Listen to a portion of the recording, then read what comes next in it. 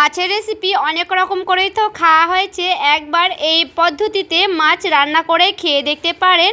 একবার রান্না করলে বারবার রিকোয়েস্ট করবেন এইভাবে রান্না করার জন্য। নমস্কার বন্ধুরা, অমৃতাদি কুকিং চ্যানেলে সবাইকে স্বাগত জানিয়ে আবারও হাজির হয়েছি। তো যে সকল বন্ধুরা ইউটিউব চ্যানেল থেকে দেখছেন তারা প্লিজ চ্যানেলটাকে সাবস্ক্রাইব করে আমার পাশে থাকবেন, আর যারা ফেসবুক থেকে দেখছেন তারা পেজটাকে ফলো করে রাখবেন।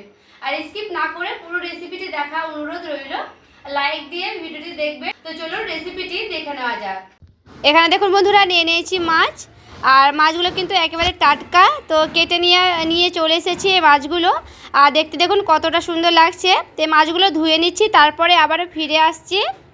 এখানে দেখুন খুব সুন্দর করে কিন্তু মাছগুলোকে ধুয়ে নিয়ে চলে এসেছি। এখন কড়াই বসে নিয়েছি, কড়াই দিয়ে দিচ্ছি জল। দেখুন কড়াইয়ে কিন্তু জলটা খুব সুন্দর করে ফুটে গেছে। এখানে সে মাছগুলোকে হালকা করে আমি এইভাবে দিয়ে দিচ্ছি। তো এখানে কিন্তু প্রায় 1 মিনিটের মতো গরম জলে একটু রেখে দেব, হালকা একটু ফুটতে থাকবে তার জন্য। এখন দেখুন মাছটা কিন্তু খুব সুন্দর ফুটে গেছে। তো এই পিঠটা হালকা করে আমি এইভাবে উল্টে নিচ্ছি।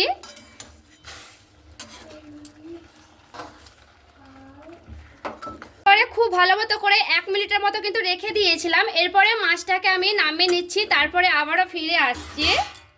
দেখুন মাছটাকে নিয়ে চলে এসেছি হালকা করে 1 মিনিটের মতো গরম জলে ফুটিয়ে নিয়ে। এতে করে কাঁচা গন্ধটা কিন্তু থাকবে না এই মাছে। তো এরপরে আমি দিয়ে দিচ্ছি মাছের ওপরে লবণ।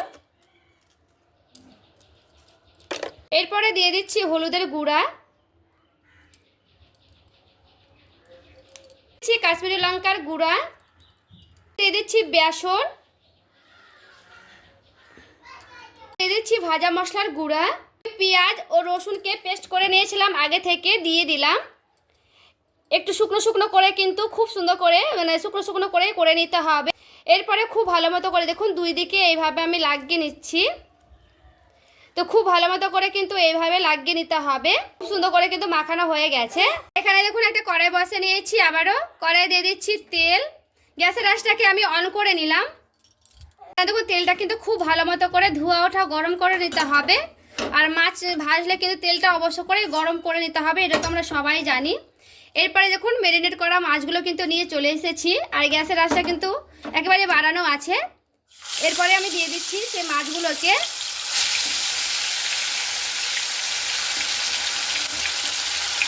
এরপরে একে একে মাছগুলোকে খুব ভালো মতো করে এইভাবে আমি দিয়ে দিচ্ছি।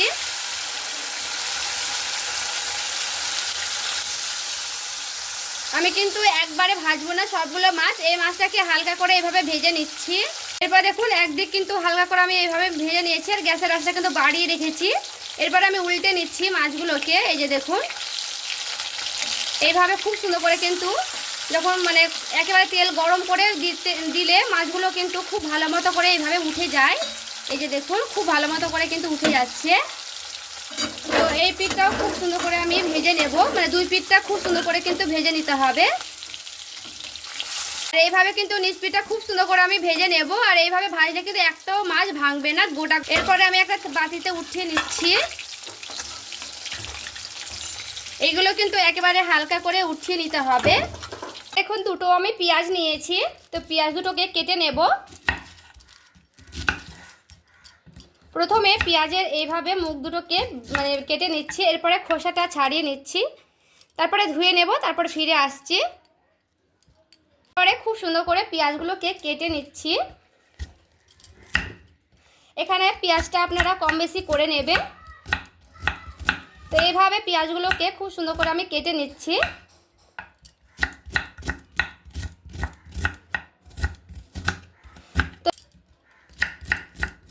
দেখুন পেঁয়াজ দুটো খুব ভালো মতো করে কিন্তু কেটে নিয়েছি। এখানে দেখুন 2 ব্যাচে কিন্তু আমি মাছগুলোকে খুব সুন্দর করে ভেজে নিয়েছি, আর এইভাবে কিন্তু মাছগুলোকে ভেজে নিয়েছি। আর দেখুন মাছটা দেখতে কতটা সুন্দর লাগছে। এইভাবে কিন্তু মাছ দিয়ে বা ডালের পাতে খেতেও কিন্তু দারুণ লাগবে মাছ ভাজা দিয়ে। কড়াই কিন্তু তেল থেকে গেছে, মাছ ভাজা তেলে রান্না করে নেব। আর দিয়ে দিচ্ছি ওপর থেকে অল্প কটা গোটা জিরে, সাদা জিরে। এরপরে যে পেঁয়াজটা আমি কেটে রেখেছিলাম সেই পেঁয়াজটা আমি দিয়ে দিচ্ছি। পেঁয়াজটাকে খুব সুন্দর করে লাল লাল করে ভেজে নিতে হবে। তো পেঁয়াজটাকে একটু ভালো মতো করে নাড়াচাড়া করে নেব। এটাকে হালকা নরম করব, তার জন্য দিয়ে দিচ্ছি লবণ অল্প পরিমাণে। এবারে লবণটাকে দিয়ে এইভাবে খুব সুন্দর করে নাড়াচাড়া করে নিচ্ছি।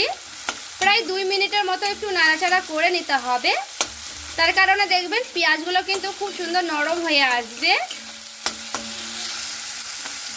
আর এখানে দেখুন পেঁয়াজটা কিন্তু এইভাবে আমি হালকা লাল লাল করে ভেজে নিয়েছি। আর বেশি কিন্তু পুরানো যাবে না এই পেঁয়াজগুলো, বেশি পুরালে কিন্তু অতটা ভালো লাগবে না, মাছটা টেস্টি হবে না। আর এখানে দেখুন একটা মশলা রেডি করে নেব। তো নিয়েছি জিরে, নিয়েছি কাঁচা লঙ্কা, পাকা পাকাগুলো নিতে হবে।